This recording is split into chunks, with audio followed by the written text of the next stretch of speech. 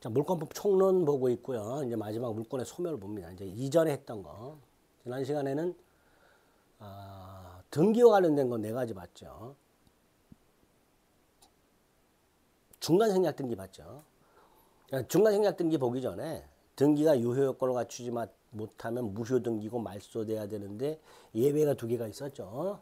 유효한 등기가 있었습니다. 뭐 모두 생략 등기가 있었고, 중요했지만 매매로 가정했을 때 등기부에는 매매로 되어 있지만 유효한 등기 뭐 이렇게 진정 명예회복을 위한 이전 등기 같은 것들. 그다음에 이거 관련해서 중간생략 등기가 있었습니다. 중간생략 등기는 법적으로 처벌되지만 그 행위 자체는 유효하다고 그랬고, 중간생략 등기가 되려면 합의가 있어야 되며, 합의가 있다면 최종 양수인 병원 최초 양수인 갑에게 직접 이전 등기를 청구할 수 있다. 그다음에 중간자를 대위 청구할 수도 있다. 합의가 있음에도 불구하고 대금을 받지 못했다면 갑은 병의 청구를 거절할 수 있다. 이런 것들이 기본이고요. 합의가 없다면 직접 청구를 못하고 대위 청구만 할 수 있다. 합의가 없음에도 불구하고 일단 등기가 되면 그 등기는 유효하다.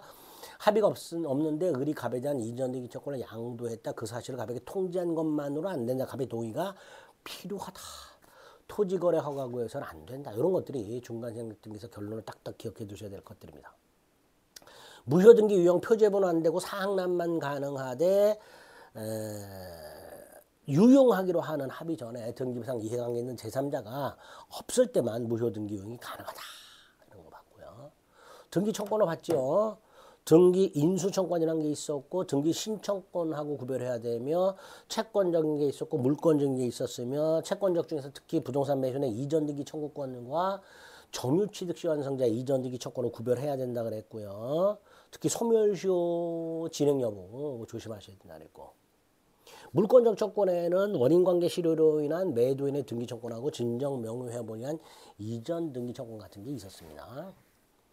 마지막으로 이제 등기의 추정력이라고 해서 등기된 권리관계가 존재하는 것으로 증명된 것으로 인정되는 힘, 표제부라든가 가등기는 추정력이 인정이 안 된다 그랬고, 추정력이 인정되는 물적 범위, 원인 절차, 대리권의 존재, 토지거래 허가를 받았다, 경매 절차의 적법성, 저당권에 등기돼 있으면 저당권 및 채권의 존재까지 추정이 되고, 뭐 이런 것들이 있었고, 인적 범위는 등기 명의 또는 제3자가 주장할 수 있고, 제3자 또는 전등기 명의에 주장할 수 있었고, 추정력 깨지는 경우에서 사망자 명의로 신청된 경우, 허민으로부터 등기를 넘겨받은 경우, 등기 서류가 진정하지 않음이 증명된 경우, 말소 등기가 불법 말소임이 증명된 경우, 원시 측자와 보존 등기 명인이 다른 경우, 이럴 때는 등기 추정력이 깨진다. 뭐 이 정도 내용들이 등기의 추정력과 관련된 것들이었습니다. 그런 것도 꼭 기억을 해달라.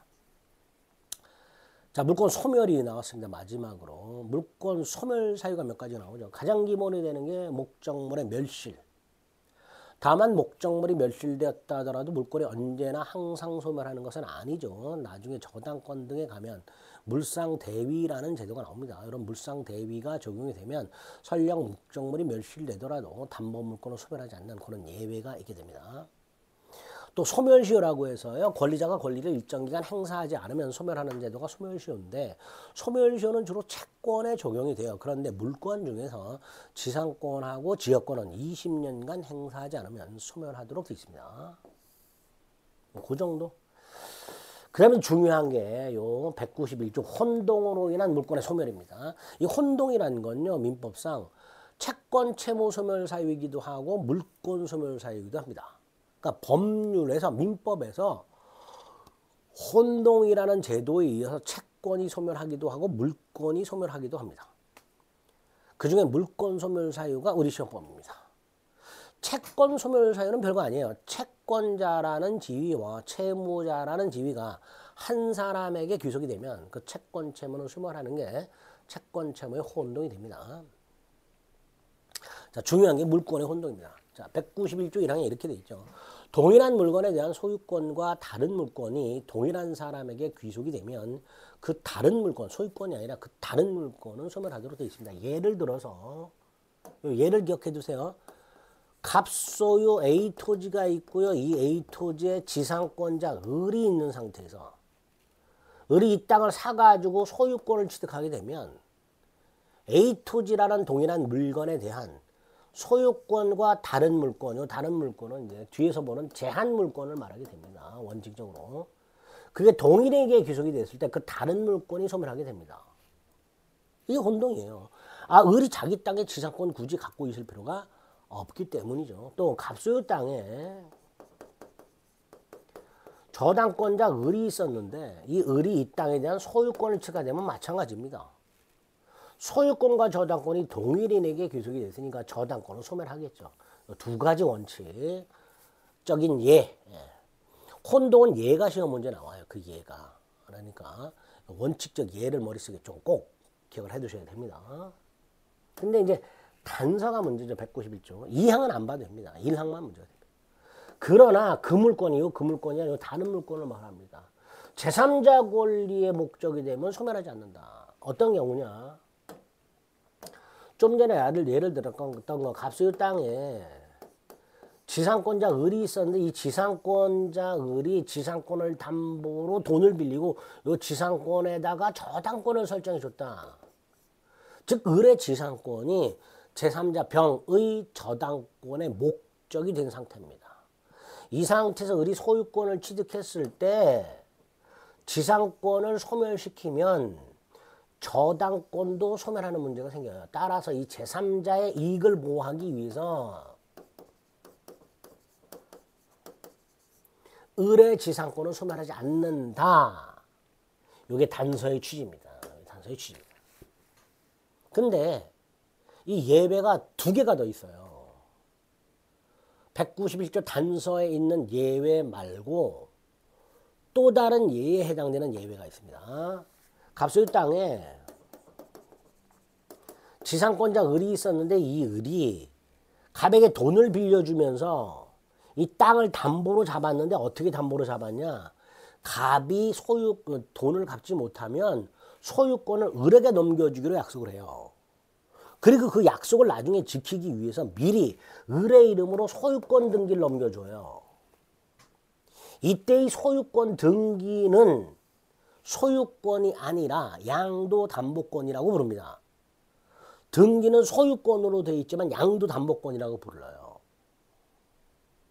이때는 등기상으로는 소유권이라고 되어 있지만 소유권이 아니라 양도담보권이기 때문에 이때는 지상권은 소멸하지 않습니다. 세 번째, 갑소유 땅에 1번 저당권자 을이 있고 2번 저당권자 병이 있는 상태에서 을이 소유권을 취득했을 때 저당권을 소멸시키면 을의 병의 2번 저당권이 순위가 올라가는 문제가 생겨요. 즉 병이 부당한 이득을 취하게 되는 문제가 생깁니다. 따라서 이때는 혼동의 주체인 요 본인 요 을, 이 본인의 이익을 보호하기 위해서 을의 저당권을 소멸하지 않습니다. 그러면 예외 세 가지 정리. 첫째, 191조 1항 단서. 소유권과의 혼동으로 소멸하는 권리가 제3자 권리의 목적일 때는 제3자 이익 보호를 위해서 소멸하지 않는다. 두 번째, 지상권자가 양도담보권을 취득한 경우 등기는 소유권 등기가 된다 그랬어요. 하지만 양도담보권이라 했어요. 지상권 소멸하지 않는다. 세 번째, 소유권과의 혼동으로 소멸하는 권리보다 후순위 권리가 존재하게 되면 본인의 이익을 보호하기 위해서 소멸하지 않는다. 세 가지 예외를 기억하시면 됩니다. 여기까지가 소유권, 혼동에 의한 물권 소멸의 가장 기본입니다. 가장 기본. 자, 그러면 이걸 포함해서 구체적으로 몇 가지 더. 혼동의 뜻. 어떤 물건에 대한 소유권과 제한물권, 지상권이라든가 저당권 같은 제한물권이 한 사람에게 귀속이 되었을 때 그 제한물권을 소멸하는 게 원칙이다. 다만 그 소유권과의 혼동된 제한물권의 제3자 권리 목적이 되거나 또는 소유권과 혼동된 물권보다 후순위 권리가 있을 때 이때는 소멸하지 않는다. 즉 소유권과 제한물권이 동일한 사람에게 귀속한 경우에도 본인이나 제3자 이익을 보호하기 위해서 존속시킬 필요가 있다면 소멸하지 않는다. 이게 지금 설명드린 거예요. 그죠? 그리고 구체적 예를 말씀드렸습니다. 갑 토지 소유권, 을이 지상권. 이때 을이 토지 소유권을 취득하게 되면 의뢰지상권을 혼동으로 소멸하는 게 원칙. 단, 니은. 의뢰지상권의 병에 저당권이 설정되어 있는 상태에서 의뢰소유권을 취득했을 때 의뢰지상권이 소멸해버리면 제3자 병의 저당권 소멸하는 문제가 있으니 의뢰지상권 소멸하지 않는다. 디귿. 지상권자 을이 소유권 등기를 넘겨받았지만 이 소유권 등기가 담보 목적이더라. 을이 갑에게 돈을 빌려줬고 돈을 갚지 못하면 갑은 소유권을 넘겨주기로 약속했고 그거를 확보할 목적으로 미리 소유권 등기를 해놨다. 이게 양도담보권이라고 그랬죠. 따라서 의뢰지상권을 소멸하지 않는다 그랬습니다. 뭐 2번 한번 읽어보시면 되고요. 3번 채무자 갑소유 땅에 채권자 을이 1순위, 채권자 및 2순위 저당권자일 때 을이 소유권을 취득하면 을의 1번 저당권을 소멸하지 않는다. 당연하죠. 후순위 병이 있으니까. 반면에 병이 소유권을 취득하게 되면 병보다 후순위 권리자는 없으니까 병의 2번 저당권은 소멸하게 됩니다. 조심해야 될 게 니은입니다. 최근에는 잘 안 나오는데 예전에 한번 나온 적이 있어요. 갑소유 A 토지 1번 저당권자 을 2번 저당권자 병. 근데 을이 소유권을 취득했다. 그럼 후순위가 있으니까 1번 저당권은 소멸하지 않는다잖아요. 그죠? 근데 이 을이 이 소유권을 갑 두 가지 길격하네. 갑. 채무자로부터 상속을 받은 경우 을이 채권자고 갑이 채무자인데 이 채권자 을이 갑소유 땅에 저당권을 갖고 있다가 이 땅에 대한 소유권을 취득하긴 했는데 그 취득의 원인이 상속인 경우 채무자 갑으로부터 상속을 받은 경우에는 을은 채권자잖아요. 채무자라는 지위도 상속을 받은 거예요. 이 땅만 상속받은 게 아니라 땅이라는 상속이라는 건 포괄승계잖아요. 그러니까 을은 땅만 상속받은 게 아니라 채무자라는 지위까지 상속을 받았기 때문에 을은 채무자이면서 동시에 채권자가 되는 거예요. 채권 채무가 소멸합니다. 채권 채무가 소멸했기 때문에 저당권도 소멸하는데 이때 저당권 소멸은 소유권과의 혼동으로 소멸하는 게 아니라 나중에 담보물권 가서 봅니다. 담보물권의 부종성 때문에 소멸하게 됩니다. 어쨌든 소멸하게 된다는 거죠. 담보물권의 부종성 때문에 소멸한다. 이렇게 사례를 통해서 혼동을 원칙과 예외를 사례를 통해서 머릿속에 기억을 좀 해두실 필요가 있다는 거. 그 다음에 이 혼동의 법리는요. 물권과 대항력인 채권에도 적용될 수 있다. 무슨 뜻이냐면 예를 들어서 주택 임차인이 주택 소유권을 취득하면 내가 주택 소유자가 됐으니까 임차인일 필요가 없잖아요. 그러니까 임차권을 소멸하는 거예요. 근데 이 임차권이 대항을 갖추고 있고 후순위 저당권자가 있는 상태에서 이 임차인이 소유권을 취득했다면 이때는 후순위가 있기 때문에 대항력 갖춘 임차권 소멸하지 않는다가 되는 거죠. 소유권과 임차권이 동일인에게 귀속이 되면 내가 내 주택에 임차권을 갖고 있을 필요가 없으니까 임차권은 혼동으로 소멸하겠지만 단 그 임차권이 대항력권을 갖추고 있고 그 후 저당권이 설정된 상태에서 소유권을 취득하게 되면 후순위가 존재하니까 임차권 소멸하지 않는다. 요렇게 되겠죠. 반면에 후순위 저당권이 존재하는 주택을 대항력 갖춘 임차인이 경매 절차에서 넘겨받았을 때는 경매 절차에서 채권이 소멸할 거 아니에요. 임차권도 소멸해버리는 거죠. 그죠? 주택이 경매가 되면 나는 임차인이었단 말이에요. 그럼 경락받은 자가 임대인지를 승계하게 되니까 내가 나에 대해서 임차권을 갖고 있을 수는 없는 게 되는 거죠. 그죠? 이럴 때는 소멸하지 않는다 이렇게 되는 거죠. 소멸한다 이렇게 되는 거죠. 때는. 2번은 몰라도 되고요. 요 1번은 좀 정확하게 원칙과 예로 나눠서 기억하시면 되고요. 그 다음 혼동으로는 소멸하지 않는 권리 두 개를 암기합니다.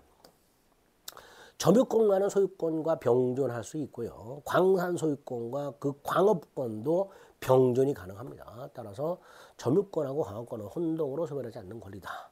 그다음 혼동의 효과 두 가지. 갑소유 땅에 저당권을 갖고 있던 을이 소유권을 취득했다. 저당권이 제3자 권리 목적도 아니고 후순위 권리도 없다면 저당권은 소멸하는데 첫째, 말소 등기 없이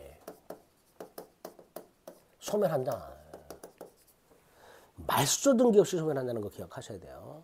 혼동에 의한 물권 소멸은 법률 규정에 의한 물권 소멸이니까 저당권 등기, 말소 등기 없이도 소멸한다는 거 기억하시고, 두 번째, 이거 절대적 소멸입니다. 무슨 뜻이냐면 소유권이 설령 갑에게 복귀하더라도 이 상태에서 을의 저당권이 소멸한 상태에서 소유권이 설령 갑에게 복귀하더라도 그 소유권과 혼동으로 소멸했던 저당권은 부활하지 않습니다. 원칙입니다. 다만 소유권이 갑에게 복귀를 한 게 아니라 혼동의 원인이 무효인 경우, 을의 소유권 취득 자체가 무효인 경우, 을의 소유권 취득 자체가 무효라면 을은 처음부터 소유권을 취득하지 않았던 것이었으니까 당연히 부활해야 되겠죠. 그래서 혼동에 의한 물권 소멸은 첫째, 말소 등기 없이 소멸한다는 거 하고, 두 번째, 혼동 이전을 설령 복귀하더라도, 복귀, 요 키워드 조심하세요. 부활하지 않는다. 다만 혼동의 원인이 무효인 경우, 요때는 부활한다. 이런 내용들을 확인해서 기억하시면 되겠습니다. 자, 여기까지가 물권 총론의 내용입니다. 물권 총론은 많이 나오면 4문제, 적게 나오면 1문제밖에 안 나오는 경우도 있지만 보통 2-3문제 나오니까 물권도 총론도 제가 정리해 준 것들을 위주로 여러분들이 특히 이해가 되는 거 위주로, 받아들일 수 있는 거 위주로만 정리해 주시면 총론 문제도 한두 문제 정도는 충분히 맞출 수 있습니다. 자, 물권 총론이 여기고요. 강론은 혼동의 시간이 좀 얼마 안 됐지만 강론은 시간을 좀 달리해서 다음 시간에 살펴볼 수 있도록 하겠습니다.